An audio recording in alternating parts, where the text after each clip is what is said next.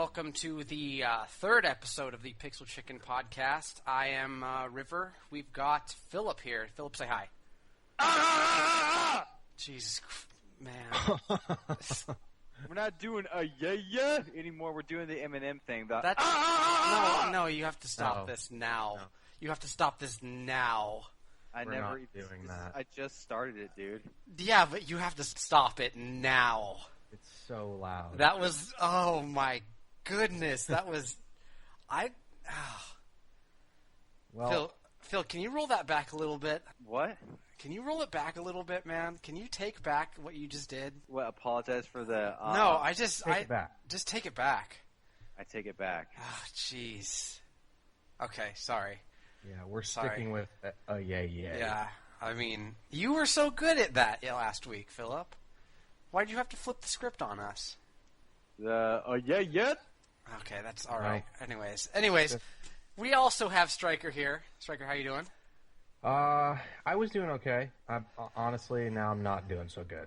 Yeah, After what Phil did. I'm not doing too hot anymore. My stomach hurts. My stomach hurts. My eardrums are ruptured, and Mainly, Phil, the thing is, that was the loudest thing I've ever heard in my life. yeah.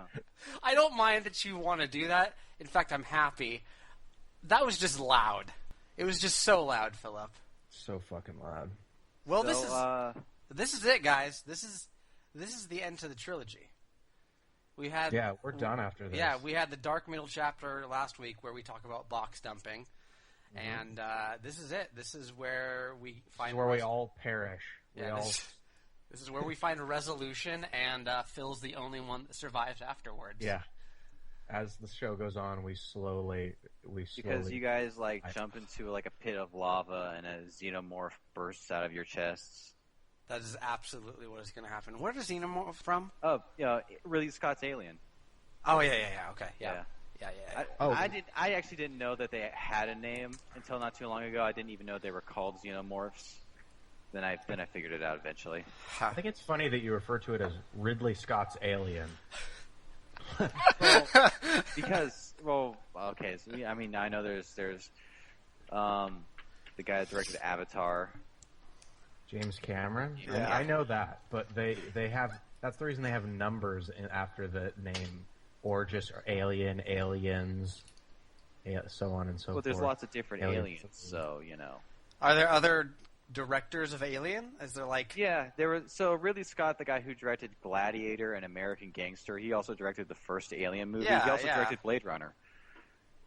And he also did Prometheus, right? Yeah, Yes. He did Prometheus, which takes place in the same universe. It was a prequel, wasn't it? Oh, well, it not necessarily a prequel. As a matter of fact, it takes place on an entirely different moon from the moon that the first Alien begins on. Oh, okay. I just thought because I'm not too privy on the Alien series, but I know. Not me either. I know. I know about it. I've seen Alien versus Predator, but I've never seen any core. Yeah, whatever. Yeah, it sucked. But I didn't know. So when I saw everyone knows it. Yeah, right. Go when ahead. I saw Prometheus, and the alien popped out of her stomach or whatever, I was like, oh, this is a prequel to that. So, anyways, That was an intense scene, though. yeah, that surgery scene made me laugh. It was really an uncomfortable laugh, though. It was not a funny laugh. It was more like a Jesus Christ laugh. Yeah, it was a It was laugh. more like, I'm okay, guys. Look, I'm laughing. Yeah, exactly. I'm not a pussy. Yeah. Anyways. Yeah. Well, shit. So, that Final Fantasy 15 trailer Oh, you're already bringing this up, man. looks interesting. I I feel the same way about the franchise right now as you do. But maybe it will take something a little bit different. Okay, to get me back into it. I want to get out of everything. I want to get Stryker's take on this because he is the least Final Fantasy guy out of us. So I want to get your take on it, Stryker, first. I assume you've seen it. Sure. Yeah, I did see it. Okay. And now, I haven't, you're right, I haven't played Final Fantasy games, maybe messed around a little bit here and there Yeah. back in the day. But as you guys both know, mostly River, I have seen a lot of Final Fantasy gameplay when I was younger, from watching you play Final Fantasy VII and so on. It didn't seem like, I don't know, it seemed really, the tone of it was the most odd to me. It just seemed, it was just weird, and I don't know really what I think about it, whether that's, I'm not saying that's necessarily a good or bad thing. It was just a very odd, like driving around in a car, and I don't know. It was very strange. Yeah, that's It was that's very what I strange. The like gameplay about it, looked though. really cool, though. The gameplay looked interesting, and the live action oriented, battles and stuff looked pretty cool, and the graphics looked incredible. Just the story elements that they kind of showed a little bit of with the characters and them driving around and on a seemingly what looks like a road trip. Yeah. It was weird. So Very unique, I guess. So it just didn't remind me of the Final Fantasy games that I've seen. Final Fantasy hasn't felt to me like Final Fantasy since 10. Mm-hmm. I don't even think 12, which was pretty. They don't even have the same composer anymore. Well, no, they haven't had Uematsu since like 10. So yeah. and he didn't even compose all of that. He was a co-composer. But that's not. I'm not necessarily talking about music. The music is. It's all techno now. And that's upsetting. But I think one of the main things is that I can't stand the character design of his name's Nomura, and I hate his character design. I haven't liked it. I didn't like anything in 13. Mm-hmm. And now it's just all these guys, they're wearing all black. They all look I just everything about it. It's like a lot of people don't like Akira Toriyama. This is my beef. Like, I hate his character design, and I just can't get into it. Like, these characters they just look so stupid. They look so one-dimensional, and, like, I don't care about any one of those people. And that's they don't stand out against each other. Exactly, and that's what was such a draw of, the first 9 Final Fantasies, is that those characters were all unique, and they, none of them looked the same. They were all their very own distinct personalities. They were their own individuals. Yeah, and these guys just seem like the blankest, like blandest, melodramatic templates of characters. It's like they started with this. This was like their mold, and they didn't go past like the beginning phases of making this. It's like, okay, this is okay. Let's just all make them look exactly the same. And then you got the one token blonde guy in there because. They all look like custom characters from the MMO, the Final Fantasy MMO. Exactly. Like they all look like created characters. They don't look like people that are designed and have any kind of real depth to them. I agree with that. From my knowledge of the Final Fantasy series, I got the vibe that it just didn't look at all like a Final Fantasy game. It doesn't. It and they're trying like I think Square Enix is trying to find its niche again, because they've gone so off course with this whole series. Like, I don't think they know what they're doing, and I can't argue against any of that. I really can't. It's yeah. I mean, ever since what was the last Phil? What was the last? Have you? I played 13. Do you even play Final Fantasy? What? Do you even play Final Fantasy? Yeah, I played Final Fantasy. I feel like your stance on Final Fantasy is different every time because. No, well, here's the thing. I haven't. Well, this is. Let me explain. So, I've always liked Final Fantasy. Yeah, I you've always liked 7. watching. You've watched your dad play all the rest of them, and it really captured my imagination and made me want to draw. Right. Yeah. But I played reasonably far into Final Fantasy 8. I of course again beat 7, and I tried to play 9. It just comes down to the fact that I was never really good at RPGs, but it was the characters and the universes that intrigued me the most. And, I will give credit to Final Fantasy 12, Okay. It's really not, it does take place in the universe of a previous game. Ivalice from Final Fantasy Tactics.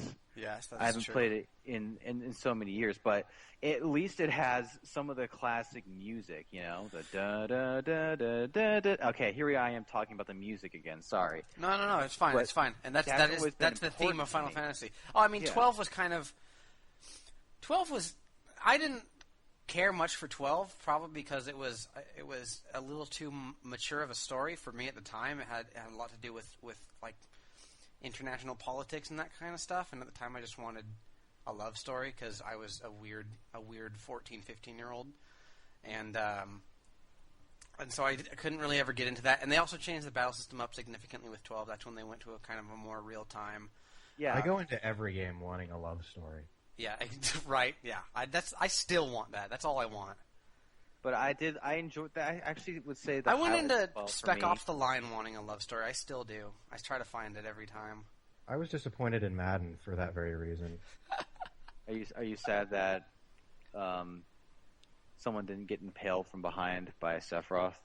Are you sad that? I mean, what are we talking about? Madden? Yeah, I'm totally mad that didn't happen in Madden. I wasn't before. Now I am. I need that in every game. Yeah, that would be pretty cool. But I don't know. 12, it didn't capture me. I agree with you. It was a interesting world, and the characters were unique to each other. They had, each of them had their own kind of, backstory and everything. It's just especially with this trailer for 15, these characters. I mean, they're all wearing black for God's sake. There's no color. It dragged me down. And you're right, the gameplay does look cool and like the concept of being on a road trip, but leave it up to Square Enix to make a pretty looking gameplay trailer that when you play it, you're not really doing much. Because that's what 13 was. The battle system looked amazing. It looked pretty. It looked intricate. And in reality, you were just kind of pressing X. Mm-hmm. Explain that a little more. I rented I don't it. Understand. I vaguely remember it. Go ahead and explain it. How was the battle system? So the battles, there was a meter. I think it's called an ATB meter, active time battle, and when that fills up, so there's like segments, like it fills up, and then each attack takes a certain segment of that full bar. So if you wanted to do like 4 just plain physical attacks, you could queue up those 4 physical attacks and then execute it, and it would deplete your bar, and you have to wait till your bar fills up again. Or you can wait till it fills up half and do something that takes half of the bar. So it was still turn-based? Technically, yes. But not in the sense that it just felt so lifeless. Yeah. Like, I think the battle systems, as rudimentary as they were I always bring back to 9 because I think that is the best in this series. As rudimentary as they were, they felt more tactical, more. I had more fun with them, and 13 just felt like a lifeless game to me. It just felt like it was on autopilot most of the time. That was my main thing about 13, is it just felt like it was on autopilot. There was a hall that you went down. There was no exploration, and the battle system was just it. I guess this is why a lot of. Go ahead, Striker. No. I was just going to say the no exploration thing sounds like that would be. That was the biggest thing. That was the biggest thing. Is that in very linear 7, 8, and 9, the kind of the golden age. 6, if you include that, a lot of people do. Like one of the first things you do is leave out into this huge overworld that you explore, and there was never that in 13. This is why a lot of hardcore fans are turning to newer old school games like Bravely Default. Yeah, Bravely Default, but that is also, correct me if I'm wrong, a Square Enix game.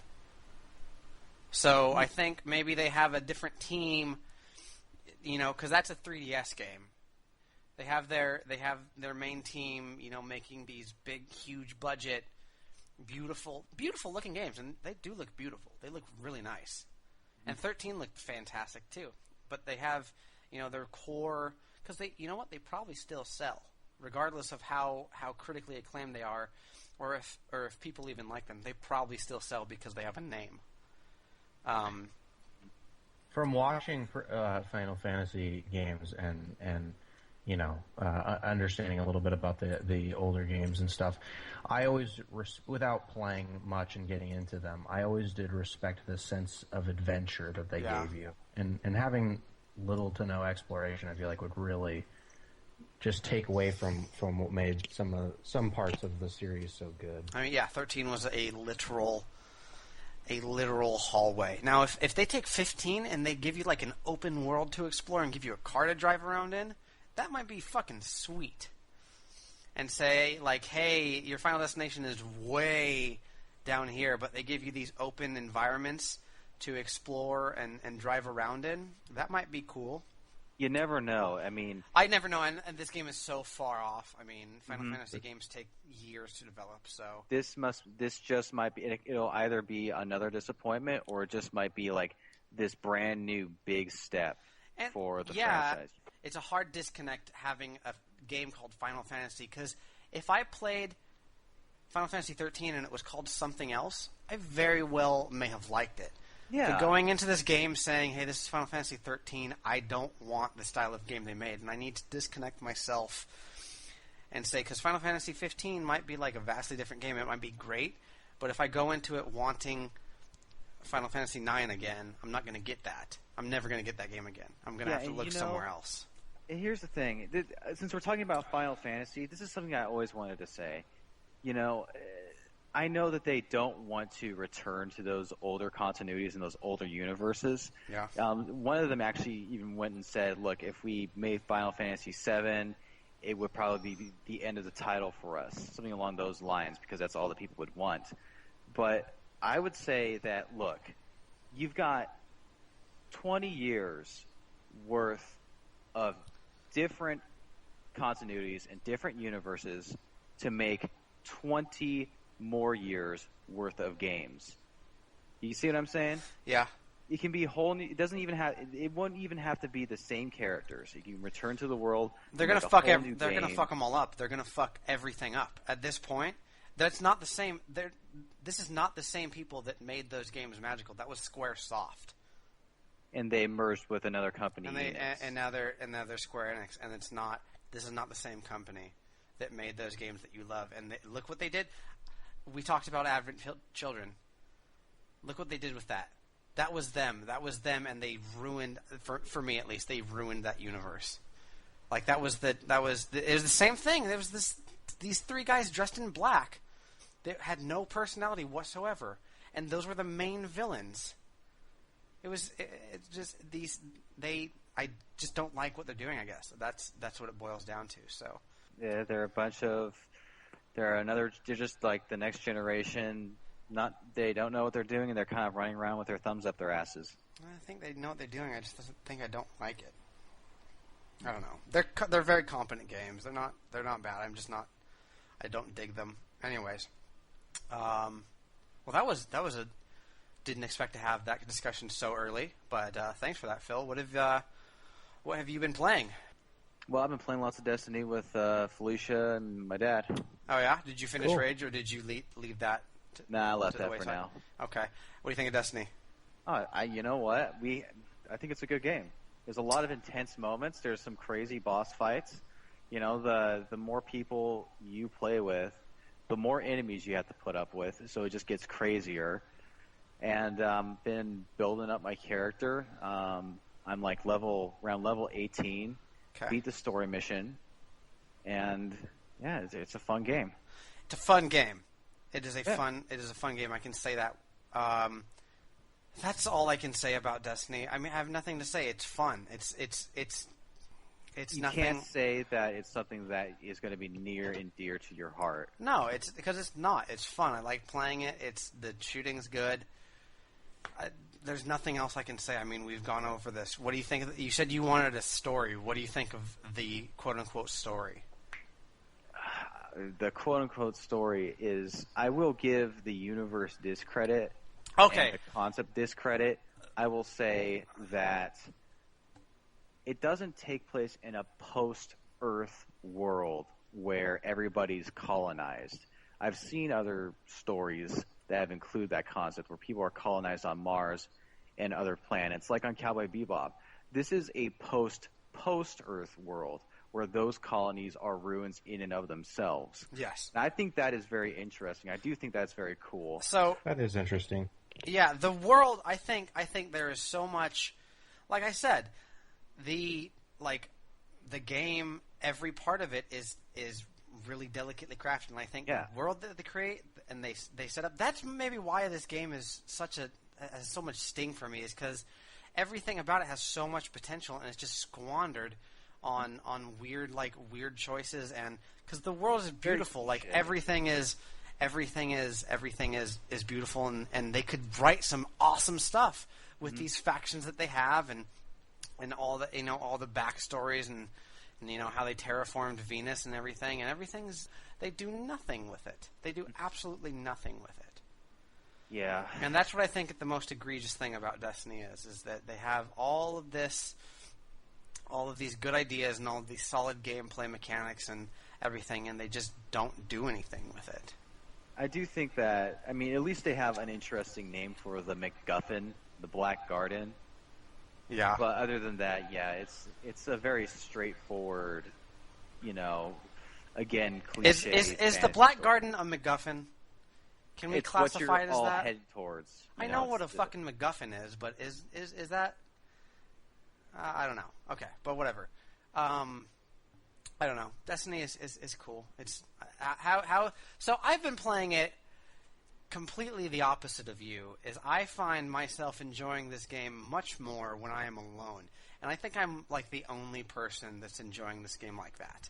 Because the first thing I do when I boot up Destiny is go in there and close my party to anyone, and that's the way that I've been enjoying it.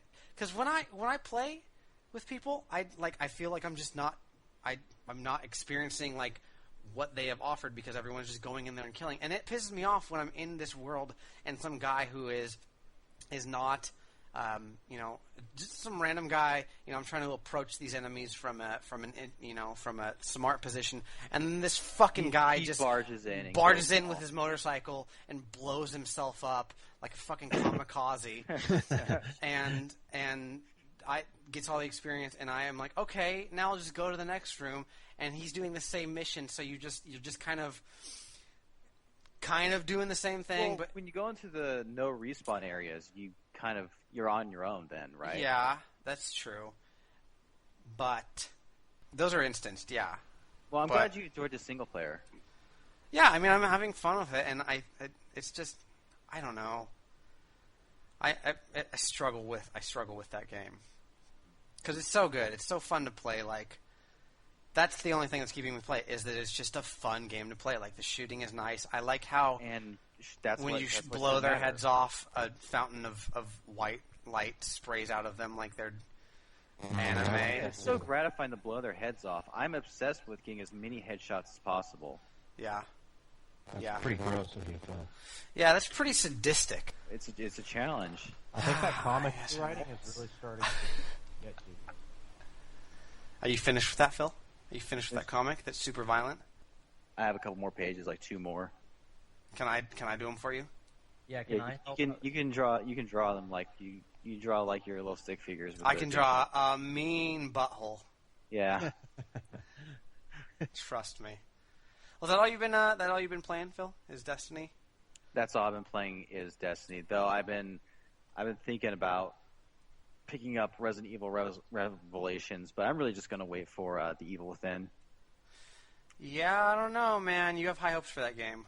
I do. I'm a little worried, Phil. I don't want you to get your hopes up too high for it.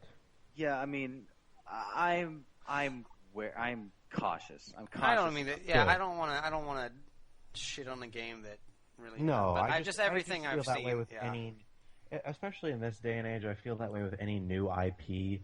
That to go into it with these super high expectations when you really don't know, it's a brand new, a brand new thing, a new group of people putting it together, and I mean things have to come together perfectly for it to even be, nearly as good as you want it to be. So I try to be cautious. Yeah. Phil, that game's gonna suck. It's gonna blow. It's gonna be gross.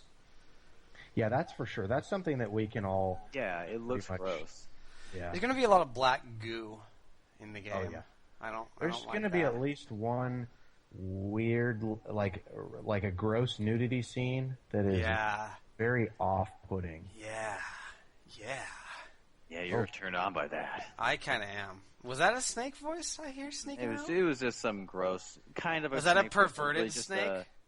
Just a That was Snake looking at a voice. gross magazine on the ground. Snake, yeah, snake inside of a locker, looking at a poster of a Japanese model.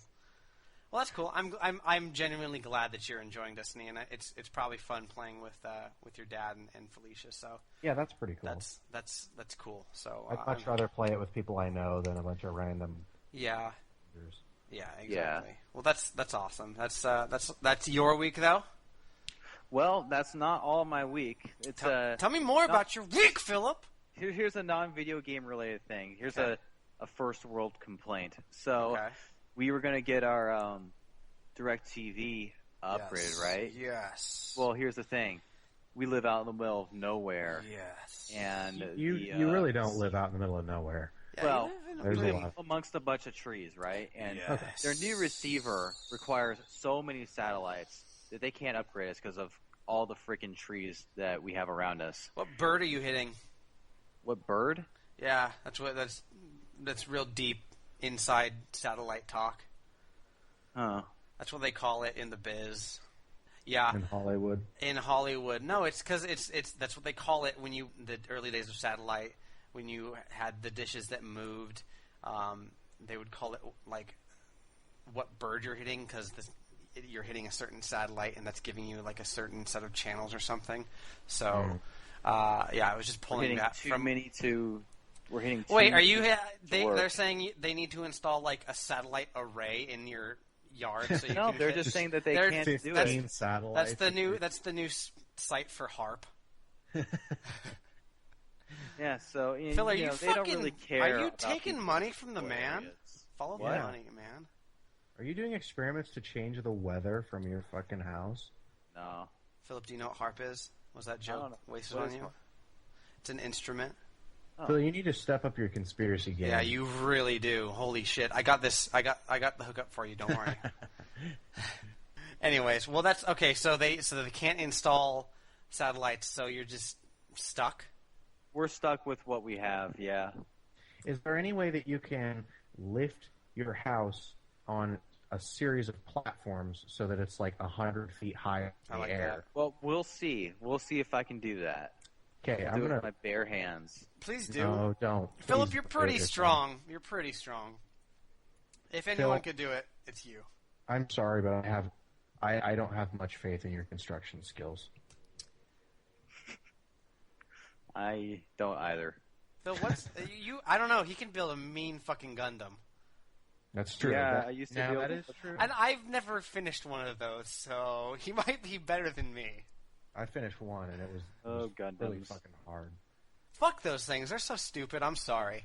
Oh, I loved those things. You And it's you just build that them and then they sit there. well, they also they sit there and They kept also falling what? apart, but they were Yeah, badass. those are two stupid qualities to a toy. They have They really sit cheap, there shitty and plastic. they sit there and they keep falling apart. Those are back of the box things for sure. Yeah. Anyways, well that sucks. I'm sorry that you can't get a new satellite. Does that? That does suck. What's out there like CenturyLink or something? Comcast. Oh, fun. Yeah. real Anyways, fun. well that's cool. That's all. That's your week though. Yeah, that's my week. I liked my Gundams. Phil, did now too. I loved your Gundams. I just never wanted to do one because I didn't have the patience, and I just wanted to. My problem with Gundams is that you build them and then you can't play with them. Yeah, and then I they cut fall my hands apart. a lot. Yeah, that's why I kind of lost interest in them. But I cut my hands a lot making them. I just wanted to play Sega. I remember when they came out with Gundam action figures, like actual action figures. See, Yeah. that's and what I then want. and then those came out, and I was like, okay, well, why do they still even have models? Or They have action figures. Well, now. better because there are yet, people who are enthusiasts about models. Like if you go on YouTube, Like they'll actually like record themselves just intricately building these Gundam models and that sounds like the worst YouTube content I've ever heard of. Yeah, that sounds like a really shitty series of videos. I would never watch any of them. See, why don't they just make so they made Gundam models and then they made Gundam action figures. I just want a Gundam. Just give me that. That's like the ultimate thing. Like one that you can actually go inside of? Yeah, just give me a fucking Gundam. The statue, the huge Gundam statue in Japan? I heard about that. No, it looks is it new? Awesome. Well, I mean, it's a couple years old now. Does it come in a box? Is it made out of plastic and does it fall apart? No, dude, it's massive. How big? Is there actually videos of people putting together Gundams on YouTube? Yeah, they'll do like a quick 5-minute video of like how I only watched one and they were interesting. It was like a quick 5-minute video of. Okay, so it's only like a 5-minute. So it's not like a 6-part. Yeah, movie. I was under the impression that it was like, here's me putting every piece together for 3 hours. No, it's like it's one episode where he like puts together the arm and tells how he prefers to paint it, and I mean it's interesting to me being like an artist, but sure. They don't stay interesting for too long. Here's me building a Gundam and eating Hot Pockets. Yeah, that would be a hell of a video. A what? Nothing. That'd be a hell of a video. Striker. Yes.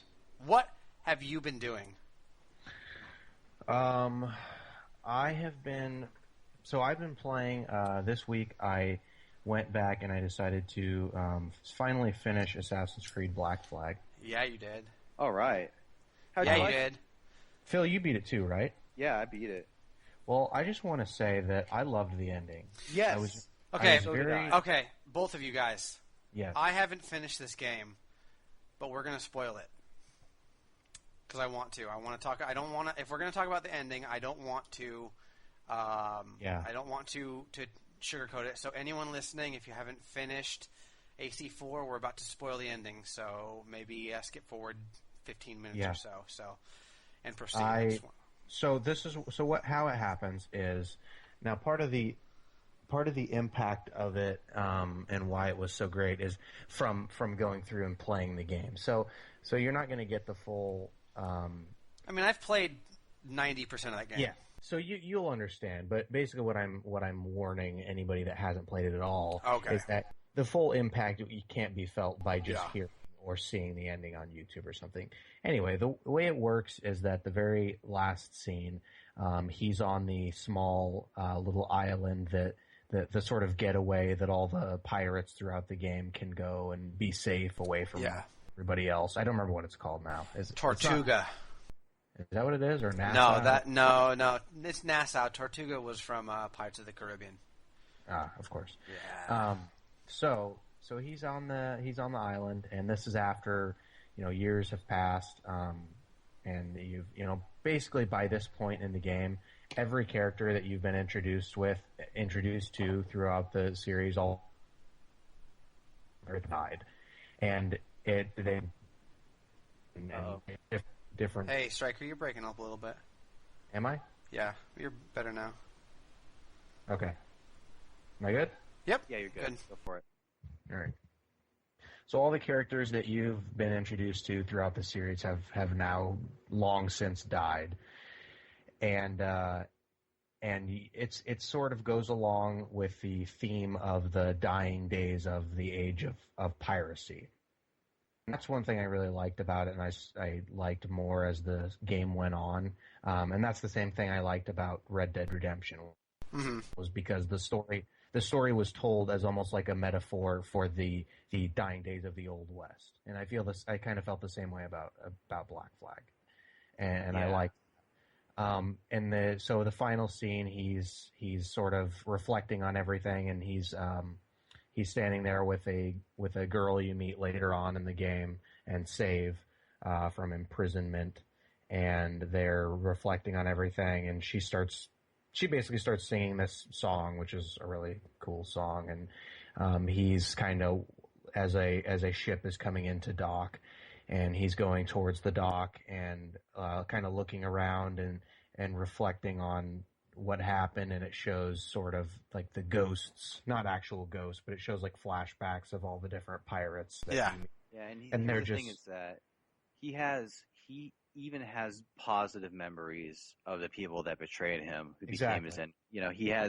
He's come so much into his own that he has so much compassion in him that he'll always remember even the shitty friends he had fondly.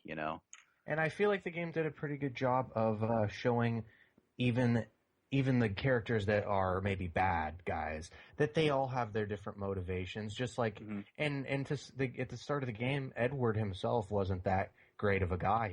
He left his life behind in England. He was kind of an asshole. Yeah, he left it so he could be a pirate and make a bunch of money, because that he was found that appealing. So he himself was, he had flaws and everything, just like the other guys in the game, and some of them, they saw that the way they were living was not going to work, so they decided to find another way to live. And so part of it you understand, and like Phil was saying, he even finds respect and reflects on the guys that betray him later on in the game. And anyway, he goes down to the dock, and there's a guy coming down from the ship that arrived, and he's holding a little girl's hand. And Edward picks up like a rose and gets down on one knee and hands the little girl the rose, and you find out that it's his daughter. And the wife that Edward left behind years ago had died at some point a few years back, and he had a daughter that he didn't know about. So she comes to get him, or to see him, and then they go back to England together. And as the credits roll, you're piloting your ship, sailing back, and you're sailing back, and she's just kind of sitting there asking a bunch of questions and being a curious little kid while he's telling her how the ship works, and telling her she can steer when the winds die down. And then after all that, and after the actual credits, there's a CG cutscene that plays, and that's more of a tying loose ends between Black Flag and Assassin's Creed 3. It shows them in the opera house, and it shows Edward, his daughter, who's older now, and it shows a young son who's Haytham, and they're in the opera house that you would eventually play a part as Haytham in the beginning of Assassin's Creed 3. And it's just kind of, like I said, that kind of is just tying together the games. But I think that really brings an end to Desmond's storyline and all his ancestors, because the next game is going to have nothing at all to do with Desmond or his memories, right? I don't know if it's going to have anything, because we don't know anything about the next games. Rogue, because obviously there's two Assassin's Creed games coming out. Rogue is going to kind of, I think it's going to be more of the finale for the, because he's basically an assassin hunter that you're playing as. He's a Templar, right? He's a Templar. Yeah. In Rogue. Are you playing as the son? You're playing as the son of Connor, or not Connor, but Edward. As far as I know, Rogue has nothing to do. He's not related in any way to them, to that bloodline. Unity, on the other hand, not much is known about that character. I believe you're right that he's kind of a standalone, all on his own, a brand new character. The part that takes place like in present day or in the future, nobody really knows about what that's going to be like in Unity yet. They said that they have like something unique planned, but they haven't really said exactly what that is. You're going to play as Voss. Yeah, you're going to play as Voss. I would fucking... Oh. That'd be crazy. Yeah, I would pay... I don't care what game it is. Put Voss in something. I would pay $100 to see more Voss. If I could ask, who is Voss again? Voss is from Far Cry 3, and he's the batshit insane villain that they kill off too early. Have you never played Far Cry 3? No, I haven't. I heard it was great. You should play it. It's a nice game. It's a nice fucking game. Oh, that's not Assassin's Creed, dude. I wish you would have got. Someone got it. Yeah, I liked it. All right, good. It's not Assassin's Creed. That's absolutely a correct statement. Is there something else I'm not getting? No, River made a reference to. Well, I mean, they're like there's Abstergo. They're both made by Ubisoft, and there's like Abstergo signs all over Far Cry 3. I mean. Oh, really? Yeah, they're like Ubisoft has all these things where they like kind of connect their worlds together, and so like in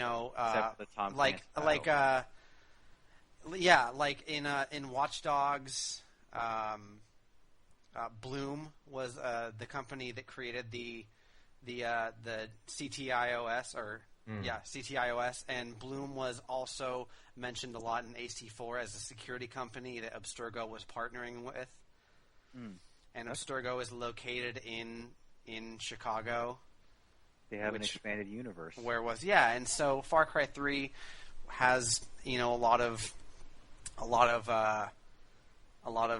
references to that universe too, and a lot of people were thinking like, what if the Far Cry 3 game you woke up at the end and it was like you're an animist the whole time or something like that. But there's a lot of anyways, Voss is one of the greatest characters that I think I've ever seen in video games, and I just want more of him because they kill him off way too early, and then the rest of that game is lackluster. Anyways, he's a very good villain. Yeah. I also so Assassin's Creed I beat that. No, it's okay. I've also been playing a lot of Wii U, and specifically Donkey Kong Tropical Freeze, and I love it. It's so fucking awesome. So, is it a side scroller? Yeah, it's like the old Donkey Kong Country games for Super Nintendo.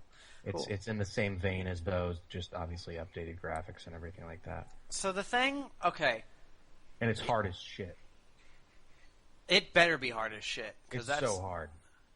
That's what I want from platformers nowadays. I want to be highly challenged. The best description I have for it is that it's not a really good game pretending to be an old school platformer. It's just an old school platformer, and that's that's awesome. Yeah. And that's what I like about it. And not only that, but the boss battles are very long and hard. And nice. And if you get you remember in the old games, you'd get the KONG, the letters, and get an extra life. Well, in this one, it has the letters as well. And if you get all of them in each world, you unlock a special level. And I unlocked the first one last night. And this is just in the first world. I'm on the second one, but I went back to the first to finish up some stuff that I missed. And I unlocked all the letters and got this extra level, and it is so hard. About Not the bosses. Fair hard. Do you fight a floating ball of corpses that tries to devour you in Castlevania Symphony of the Night? No. Do you fight a rotting corpse chained to a ceiling, throwing a bunch of frickin' flies at you? No. I know. It's Donkey Kong. But yeah, I really wish that they did. The side scroller that I've been playing, I don't at all. That'd be the Symphony worst. of the Night, and I'm kind of stuck right now because it's just now starting to get really difficult because I'm in the upside down castle. That game's a fucking banger. Yeah, it's a banger. Yeah, it is. Yay! But anyway, I'm glad that Donkey Kong's really good. Yay! Yeah. So okay, Tropical Freeze. Tell me, I've always been kind of apprehensive. Not about the game. I'm sure it's great, but the name Tropical Freeze kind of conveys a sense that all of the environments would be in a certain landscape. Is that the case, or are they varied? Because I don't want to go through 18 snow levels. It's funny you asked that because the first time I played the game, I was worried about that because the story is that like these creepy guys come freeze creepy guys. Yeah, these bad guys come and freeze the kingdom or whatever the fuck you want to call it, his jungle oasis, and then they kick Donkey Kong and his friends to some other island, and they have to fight back and save their their banana kingdom. How much of the Kong crew is in this game? Well, you've got Donkey Kong, Diddy Kong, Dixie the girl, and Cranky Kong, which is a surprising. Cranky Kong. I didn't expect him. I miss Linky Kong. That dude was on drugs all the time. Oh, I loved Linky. Linky was the shit. It's not all snow at all. It's incredibly varied. There's a lot of different, even in each world, there's a lot of different variations, and I really like it. There's some really cool levels. One of the levels I got that's kind of like a secret level. You have to find a different exit in certain levels, and it'll unlock a new path to a different level. One of them was really cool because it was like all black. It's all shadows, basically. So you're kind of a silhouette, and you go through the whole level, and you can't really see, like, make things out. And there's these enemies that look like they're bushes, and you can't really tell because it's all black. And it's a really cool and inventive level design. I think Mario did something along those lines. Yeah, with like negative space or something like that, where like in Super Mario 3D World, there's like shadow. Yeah, shadow. like the black spots are actually the spots you're supposed to jump on or something. I don't know. I don't remember. Weird stuff like that. And the music is just amazing. Did you find out who that composer was? Yeah, I did. David Wise. Oh, I've never heard of him. Yeah, he did. He hasn't done a ton of stuff, but he did a lot of stuff that you'd some stuff that you'd recognize. He did all Sticker Bush. I think he probably had a part in it. He better have. Anybody that did or Royce the 5'9" Ghost wrote it. He could have. Yeah, he's pretty prolific, so I hope he did. He does ghostwrite stuff. So, Phil, how often do you ghostwrite for people? Yeah, all the time. Oh yeah, what's one of your verses? I've ghostwritten for Brian Michael Bendis. I've ghostwritten for John le Carre. Okay, these are absolutely not. These are not songwriters. Okay. Yeah. Oh, songwriters. Oh, I've ghostwritten for Jay-Z. I've ghostwritten Maroon 5, so I'm not a very good writer. Yeah. What are you doing? You've really gone downhill. Yeah. Jeez, man. Well, that's interesting. Well, that's cool. So that's I assume you're playing that with your girlfriend. Yeah, not as much as like Super Mario 3D World and like Mario fucking Kart. Rayman. Sometimes, it's so hard that it's honestly it's not the greatest co-op game. It's a little better to play just by yourself, but it's still very good. Cool. Well, is there anything else that has been sweet? No, just been playing that. Madden, obviously, we talked about Madden. Yeah.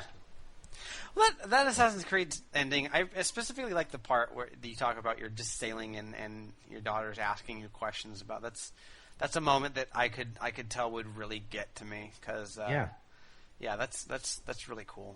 It was just a great ending. They didn't try to do too much with it. Yeah. They didn't try to like give you some crazy twist or. Well, there was the thing with the pirate and how he lived all the way to modern day, but that was all right.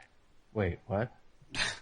When you're in modern day, when you are the guy working in the office, and pirate bad guy, Is that the IT administrator? No, he's the techie who's talking to you. Yeah, the fucking IT administrator. Okay, the IT administrator. Anyway. Yeah, he's an ancient. He's a legendary. Wait, he's an ancient from Final Fantasy VII? What? He's an ancient from Final Fantasy VII? One of the ancient people. It comes full circle now. Yeah, jeez. Everything is connected. Follow the money. Great. God damn it.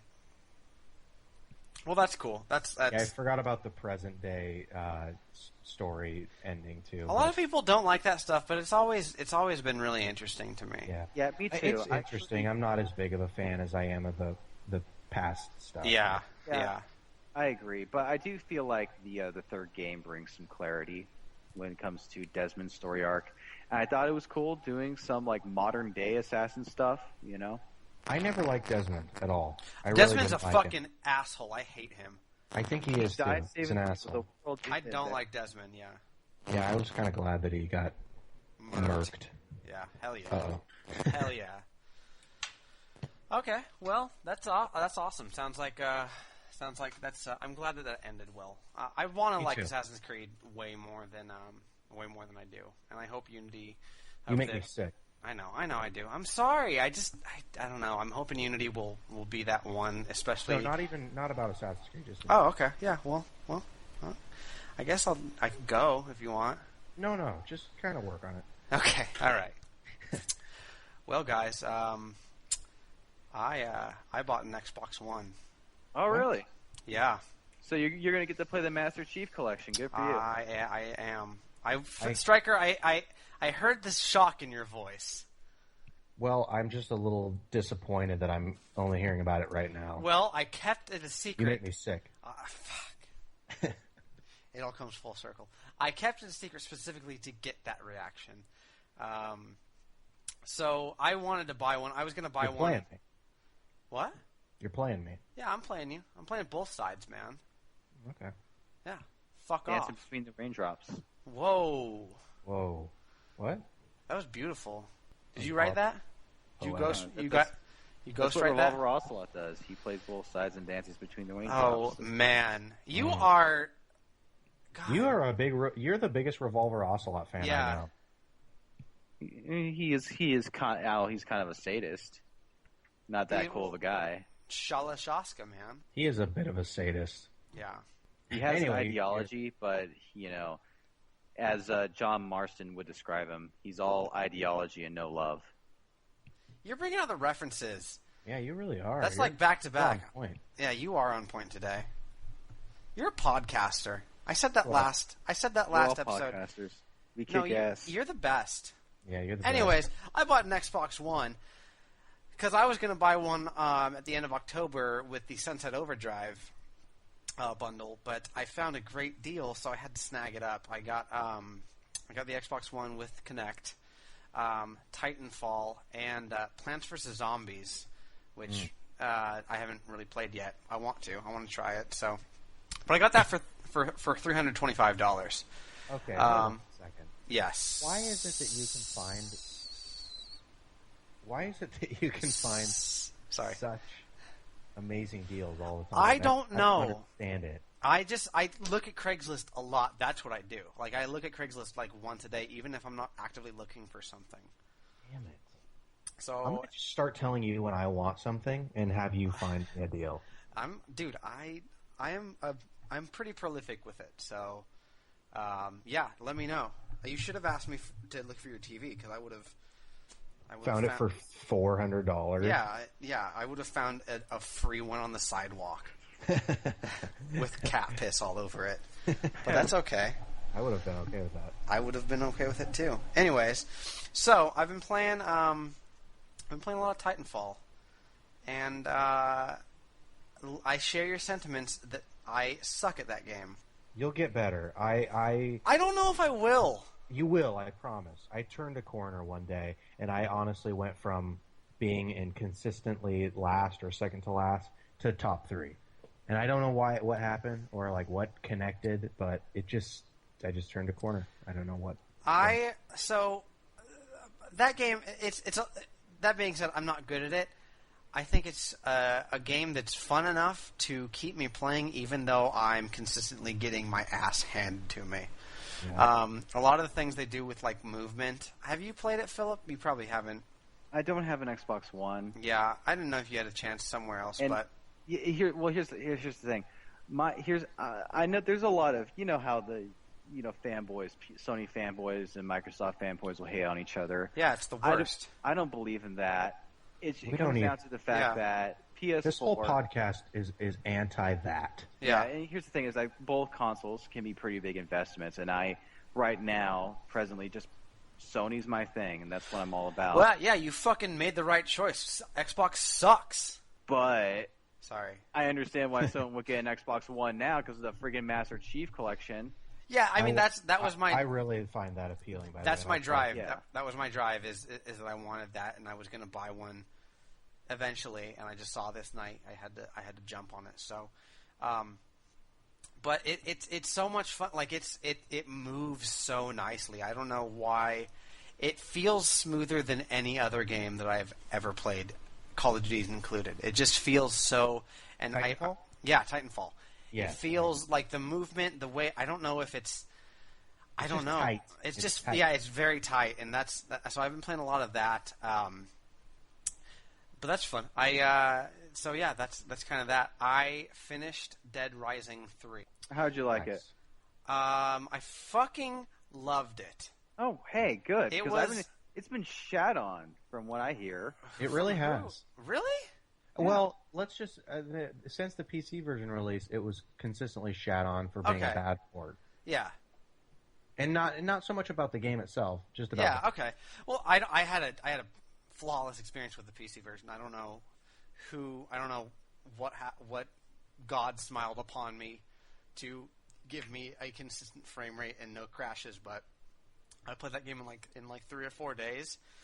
That is the best Dead Rising that has been released ever, easily. Good. I assume you're a fan of the series, Philip.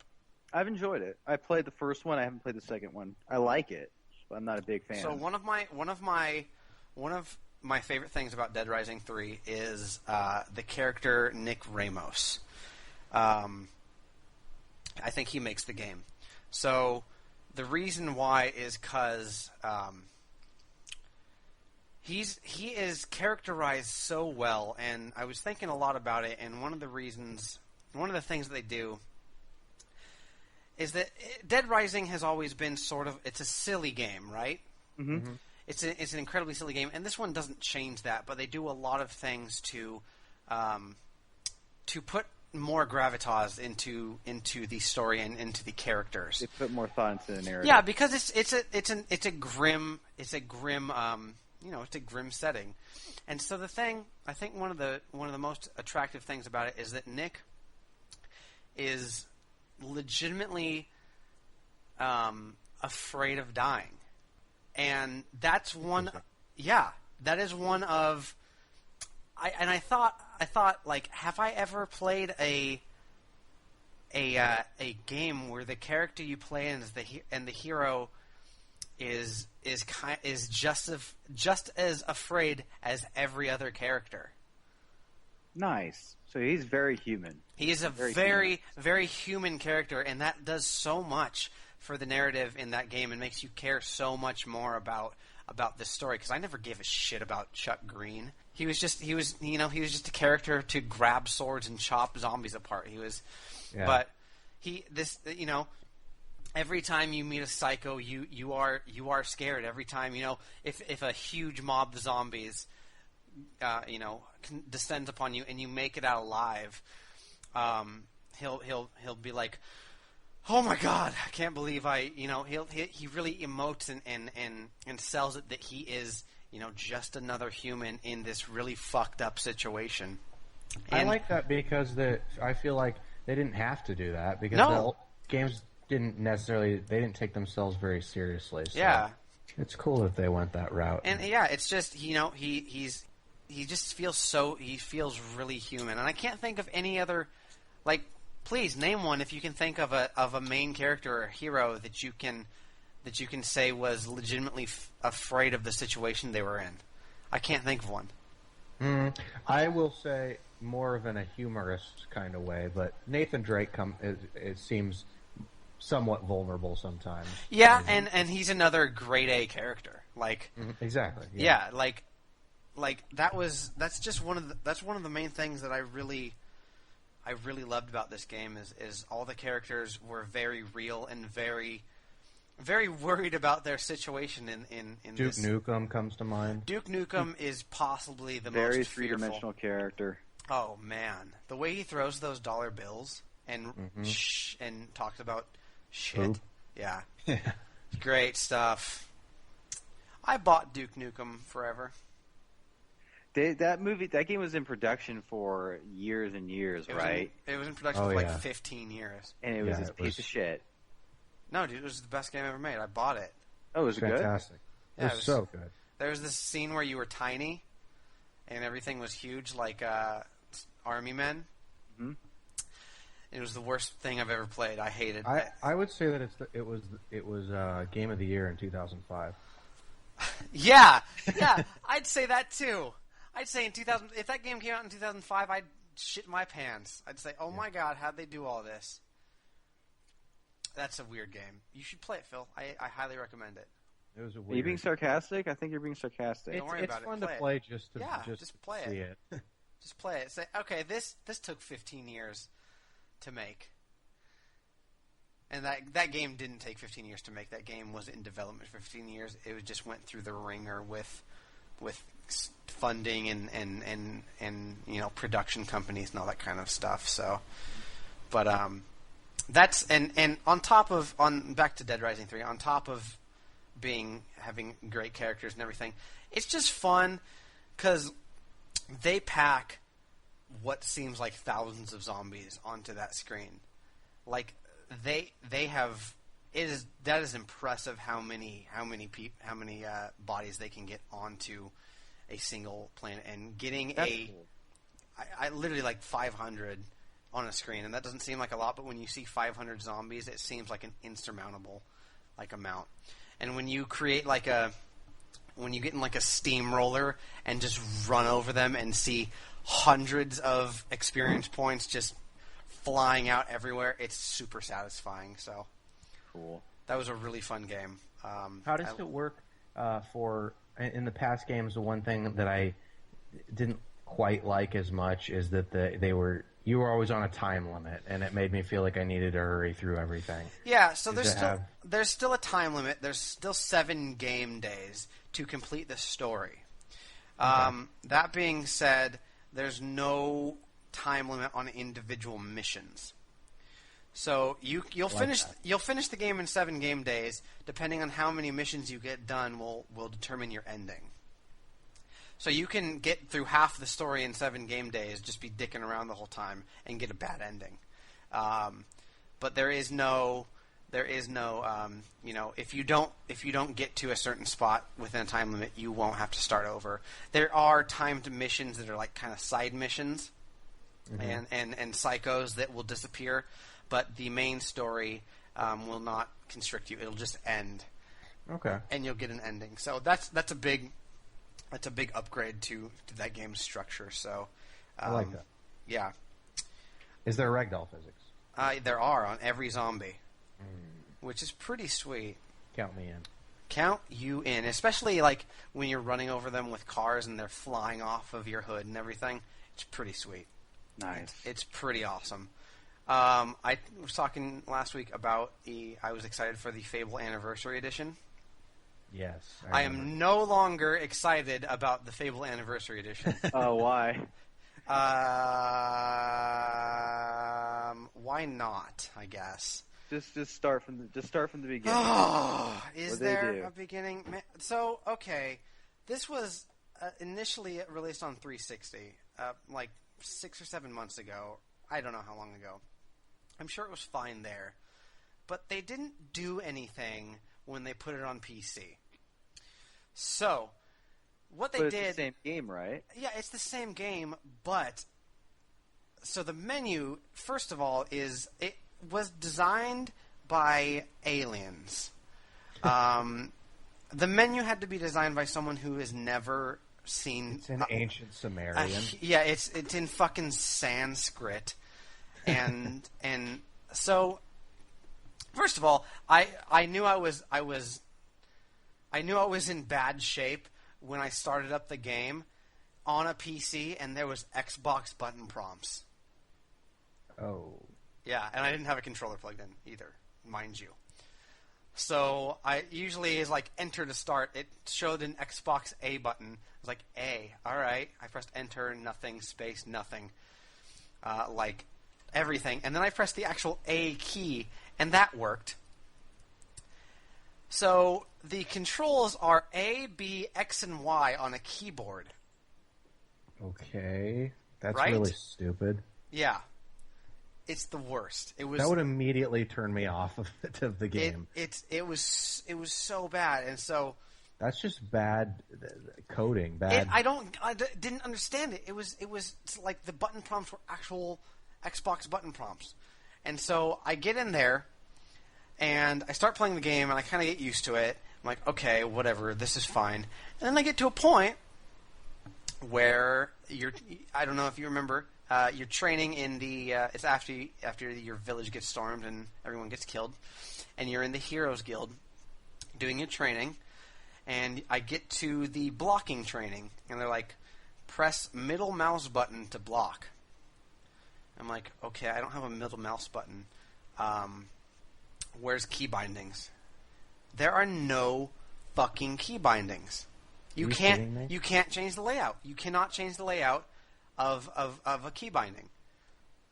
So wow. I was actually stuck, and there's no other. I was scouring the internet for like what's an alternate button for block in Fable Anniversary, and there's nothing. It's middle mouse button. I don't have one. Couldn't play it. That is one of the dumbest things I've ever heard. It's a huge letdown. It's sickening. So I uninstalled it and spent $10 on Fable: The Lost Chapters, and I'm playing through that, and it's awesome. Which is just the initial release of Fable, and I think it looks way better. I think what they did with the Anniversary Edition looks really shitty, actually. Like it doesn't look like they. You can tell they up-resed it, but what they did with it made it look lifeless. It just doesn't look good, and it's really foggy. Mm-hmm. And it was a super big letdown. So that was understandable. That sounds terrible. I'm getting through it though. I didn't know if I was going to be okay there for a second, but I'm getting through it. You gonna be all right now? Yeah, I don't know, man. Life's it's just kind of hard. It's a roller coaster. Yeah. You got shitty ports coming out.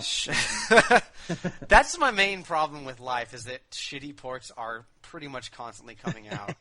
Speaking of shitty ports, I bought Deadly Premonition on Steam because I want to play that game really bad. Yeah, I start it, and it just crashes immediately. It doesn't even open up a window. It's just like, oh, nah. Nah, you can't. Nah. Don't feel like it. It just crashes. Yeah, it literally just... So, yeah, that's money well spent. So, cool. We'll see if... There's fun playing games on PC sometimes, right? Yeah, that's the only bad thing I will say about PC gaming. Yeah, so, whatever. It's neither here nor there, but that's kind of my week. Biggest thing is Xbox One. Played a lot more Destiny. Cool. I want to start The Last of Us remastered, but I have so many other games I shouldn't. So I love it so much. Have you played Plants vs. Zombies? I have not. So I played. Heard it's very good. Yeah, I heard it's great. Xbox One takes forever to install fucking games. Nice. I've noticed that. So I put Plants vs. Zombies in, and it said ready to play. I was like, cool. Let's try this out. And it takes you into an empty map with nothing, and you can walk around and shoot your guns at nothing. So I was like, okay, well, this is all right. Yeah, this game's great. So I haven't played it since then because I was unimpressed with walking around. So I don't know. I should probably put that back in. But I've heard it's surprisingly fun. But we'll see how that shakes out. I'm sure I'll have more to say about that. Anyways, that's kind of my week. How about Phil? Are you ready for the Phil 15? For the Phil 15. Oh, here we go. You were intense about that. I like that. Phil, I like your intensity today. You've been purposeful. Yeah. You've been really. I'm so into this podcast, dude. You've been really pointed today. Yeah. I just want to go back and specifically this podcast or the whole thing as a whole, like this episode or. Just everything. Like, I think this is just so cool talking with you guys every week. Hell yeah. About all the stuff we're into. Hell yeah. And I dig it. And, I've been preparing for things to talk about. Good. Hopefully not box dumping. I really hope you're not going to talk about that. I do have some interesting ideas for me next week that we can try, and it may be a hit or a miss. We might not wind up doing it, but Phil's prison slang. 16 seconds. Phil's Urban Dictionary Hour. That sounds kind of awesome. I just want to say now we're having some time to reflect on the incredibly loud noise you made at the beginning of the podcast. I just want to say, while it was very loud and it hurt my ears and gave me a stomach ache, it was a very good impersonation of the noise that Eminem makes. It is, but also that is the worst noise that Eminem ever made. So yes, exactly. So it kind of double-edged sword, kind of evens out at the end. Mm-hmm. And you got to take into account. Oh yay! Yeah, I mean you got to take that into account. That's some very important words, man. Oh yay! Yeah, it's really good. Phil 15. Phil 15 starts. Everybody ready? I'm ready to go. More importantly, Phil, are you fucking ready? I'm ready. Got my baby powder. Got my napkins. I don't know where that was going. This is taking a turn. Yeah, it got really weird. I'm just really excited. So, okay. The Phil 15 starts in 3, 2, 1, go. All right, I got a lot of comic book stuff to talk about today. Great! I always wanted to get this off my chest. I'm going to talk about Batman Year One. And so, in case none of you know, in case certain listeners don't know, Batman Year One was the Batman origin story that inspired the Chris Nolan movie Batman Begins. And without giving it credit, though. Yeah, without giving it credit, I guess. But here's the thing, dude. I think that it's hailed and it's very influential and it's considered one of the greatest. But when I read it for the first time, I got to the final page and my first response was, "Wait, this is it? This is it? This is the Batman origin story?" It's a really good Jim Gordon story, but it's just not what I was expecting.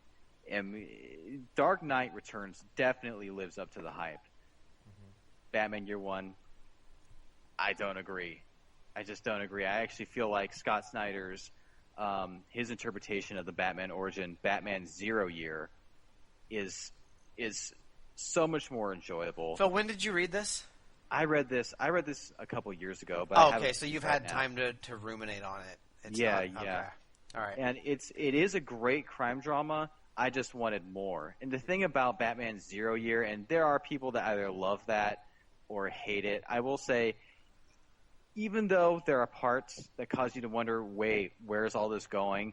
It all falls into place. It's all there for a reason. I was very satisfied with the ending. This one, it's just kind of like it just ends. I feel like it just ends. There wasn't really a climax. Mm-hmm. And so it's Rage. Probably a little bit less disappointing than Rage. But I just wanted to give my opinion on Batman Year One. It's not a bad book at all, but I expected more, from the guy who did The Dark Knight Returns. So, I went, and Stryker, what would you like to say about that? It's been a few years since I've read Batman Year One, but I can tell you, because I specifically remember, I felt the exact same way when I read it. I won't say, I'd have to read it again to remember exactly certain parts about it, but I remember when I was younger and I read it for the first time, I felt the exact same way. I felt like Batman Begins was a more fleshed out version, Mm-hmm. But that being said, I would like to move on to talk about what I got from the local comic book store last week. Actually, yesterday. What comic book store is this? The Dragon Vine in. Yes. I fucking love that place. And here's the thing: is that sometimes comic book stores tend to have a bad reputation. People working there aren't always polite. I mean, I haven't had particularly bad experiences, but the people at the Dragon Vine are particularly helpful. They seem to really enjoy what they're doing. It's a really great place. It just gets cooler and cooler. So I was there, and I was thinking to myself, I'm going to get something different today. I got some money. I'm going to go ahead and buy a paperback. And I usually like to get something that's a little bit different every now and then that does not revolve around superheroes. So I'm like, oh, sweet. Here's a John Constantine paperback. John Constantine, he's sort of like a detective exorcist. He was introduced during Alan Moore's run on the Swamp Thing, and here is a story revolving around him, written by Brian Azzarello, the guy who wrote 100 Bullets, right? So I'm like, all right, I'm going to pick this up. I love 100 Bullets. Then I'm like, nah, fuck that. I'm going to get Batman versus Judge Dredd collection. And, well, here's the thing. Did you get anything with Ezekiel Rage in it? Yeah. No, nothing with Ezekiel Rage. Fuck! Sorry. But anyway, I felt like I got my money's worth. So during the 90s, there was a number of crossovers between Batman and Judge Dredd. Judge Dredd would go to his universe, or Batman to Judge Dredd's. And, you know, a lot of it is by design pretty outrageous and really fun. The dialogue is a little bit outdated. You know, I think somewhere in here Batman says "Great Scott," which he just does not say anymore. However, the art is so fucking cool. So we have on the first story Simon Beasley on the cover and the art, and the letters are by Todd Klein. I'm not seeing who wrote it anywhere. Can I say something really quick? It's always kind of. I thought when I found out that people just did letters, it always struck me as crazy. I feel. I mean, that is also considered an art form. It's I know. It's just insane. It sounds like someone's like, "Hey, yeah, I did the letters on this. Check it out." Yeah. This is weird. I mean, I know the letters look good. I couldn't do that. It's pretty hardcore. So, you know. But I mean, at some time, just find a font that looks cool and type it in there. Yeah. Well, that's usually what they do now. Oh, really? Yeah. Is lettering a bygone profession? It's kind of a dying art form. Yeah. It's too bad. Unfortunately. Let's bring it back. They're all moving on to creating birthday cards. Poor guys. Yeah. That's selling out and playing county fairs to letterers. But anyway, you know, I think that comics are in a pretty good state right now creatively, and I think that what about the letterers, Phil? Yeah. Letterers too. You just said they're dying. Well, yeah. they are, but you never know. I don't know. I actually know very little about lettering as an art form. I just heard somewhere that not very many people are doing it anymore with a pen. It's the rebirth of letterers, 2015, I swear to God. Yeah. I hope so. Me too, goddamn. But anyway, these Judge Dredd stories, Judge Dredd and Batman, they don't necessarily like each other. And the first story is, you know, it's the usual thing where they wind up fighting, and in the end they wind up teaming up. But of course they don't like each other. Judge Dredd murders everyone. Yeah, he's kind of a son of a bitch. But the thing is, in almost every issue, every story, there's always one part somewhere in there where Judge Dredd does something completely insane and Batman has to punch him in the face. Because in Judge Dredd's eyes, Batman's a vigilante. He's getting in the way of the law. He needs to be thrown in prison. And in Batman's point of view, this Judge Dredd guy is out of his fucking mind. He's out of control.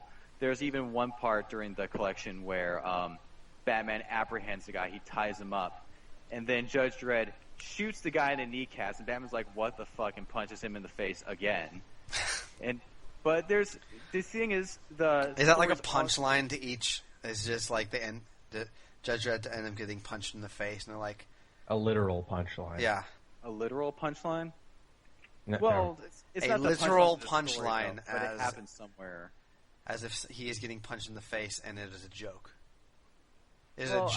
I feel like it's kind of a joke. It's always funny that it happens in every arc. It's repetitive enough to where it kind of becomes a joke like that. Mm-hmm. Okay. Yeah. But anyway, one of the first stories, Judge Death, Judge Dredd's one of his foremost nemesis, makes his way into Gotham, and he teams up with the Scarecrow. Right. So this is like a match made in hell right here. Scarecrow teaming up with Judge Death. And then Judge Death goes to a rock concert and starts biting people's fucking heads off and murdering everyone. And while this is happening, you know, Batman is been... Wait, biting their heads off? He literally bites the front man's head off. How big is this person? He's not that big, but his mouth extends like super... Fuck! Like, that sounds like the most devious villain I've ever heard of. He's fucking devious, man. He is real fucking devious. Oh, fuck. Anyway, Batman, and it's all because of this belt that transports people to other universes. And Batman, by mistake, he somehow winds up in Mega City 1, Judge Dredd's home. And here's the thing: people always consider Gotham to be like where the scourge of the earth go, and there's like this new thing that Scott Snyder, the writer of the Batman comic book, has introduced, that Gotham is this painful place, but it makes you stronger. It's where it's this. If you can handle Gotham, you can handle anything. So there's a silver lining to Gotham. But Mega City 1 is like a living hell. There is like no hope for this city.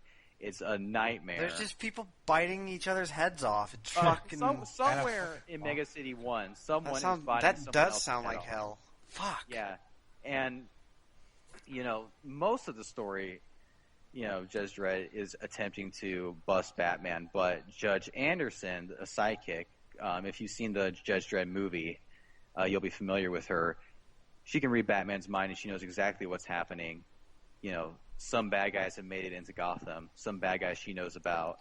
So she actually breaks Batman out. They teleport to Gotham. Judge Dredd follows them. And that's where we kind of enter the conclusion of the story. I don't know if I'm doing a very good a job of describing it, but it's intentionally very absurd, and it's very funny.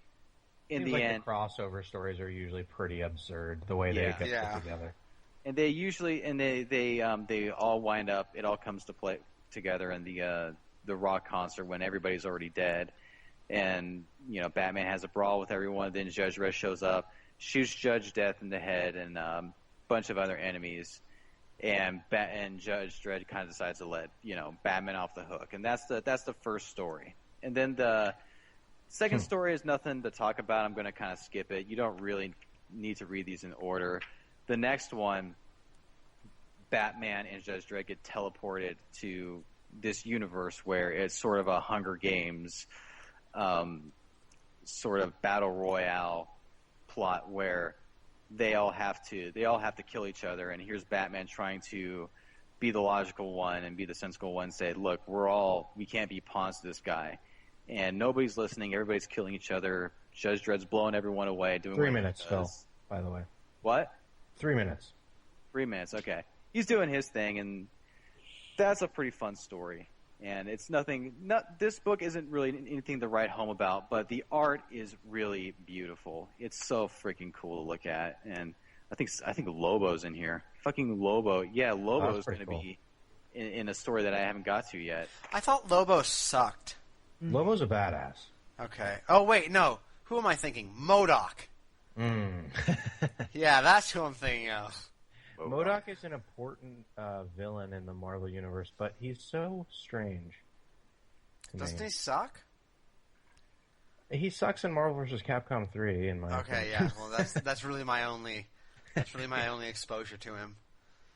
Striker, do you know what's going on right now with Marvel Studios and Fox and Sony?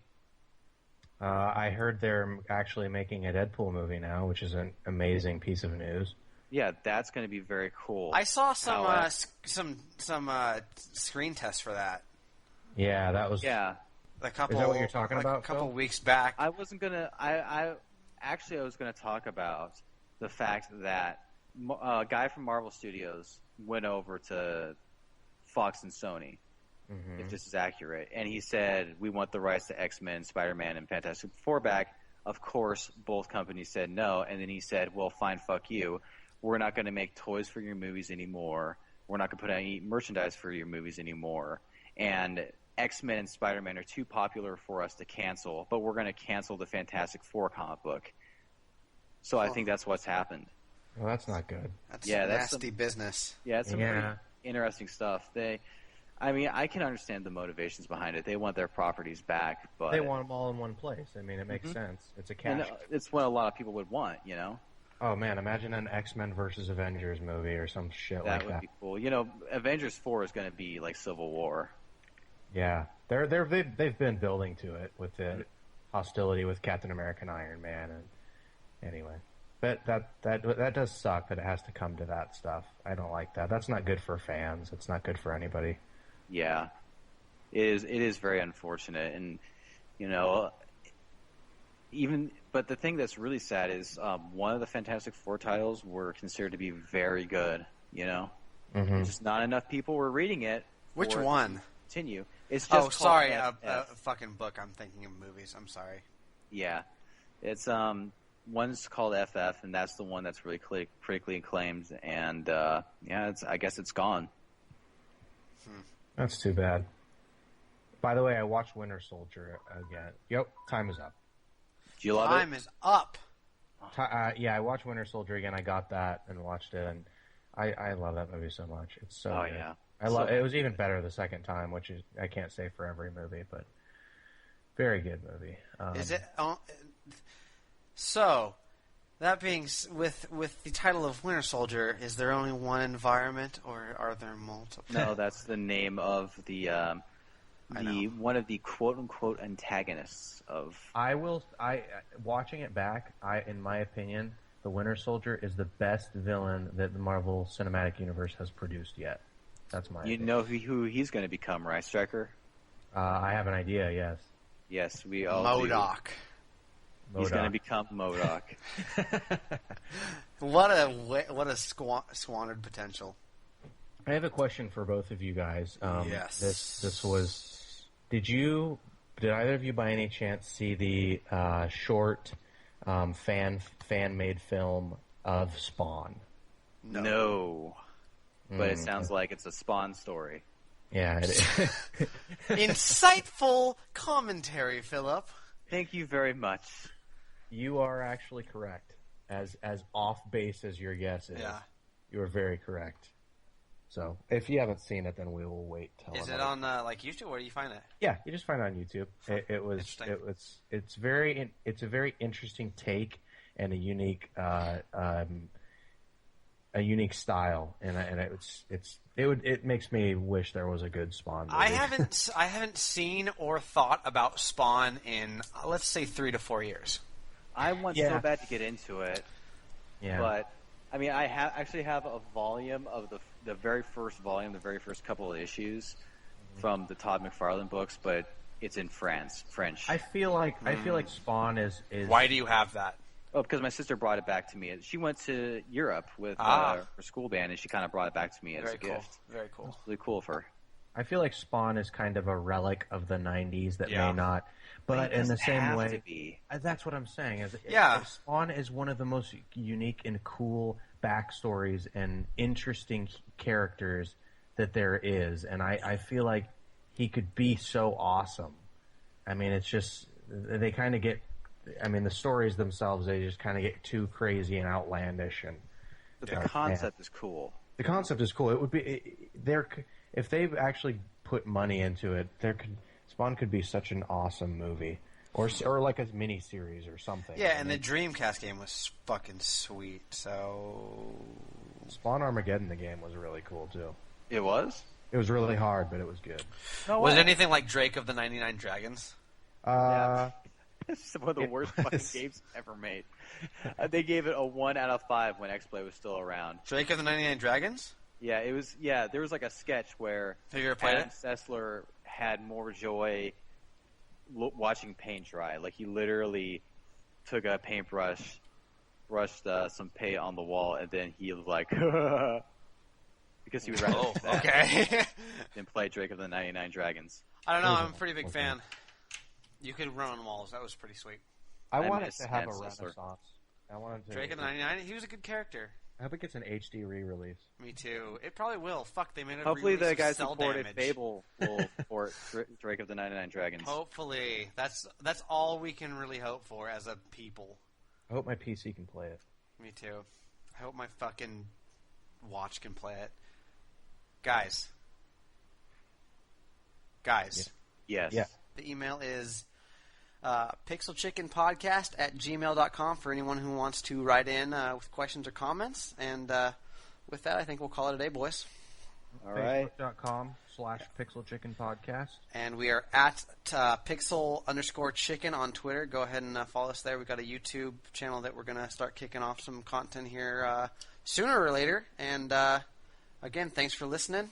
Striker, Philip, thanks for joining me today. Always Thank a pleasure. you. Now, did we have a idea for next week's episode that we wanted to tell our viewers about? Oh yeah, next week. Next week, I think we're going to go ahead and we're all going to come with our top 5 video game series of all time. Mm-hmm. We're going to run down the list for all 3 of us, and we're going to discuss that. So make sure you listen to it. Tell your friends about it. It's going to be a tough one. It is going to be a tough one, but we're gonna kick it off like that. So sweet. Absolutely. So yeah, tell your friends. We'll be there. It'll be out on Monday again. So thanks for listening, and we'll see you next time. Woo! Same time, same place.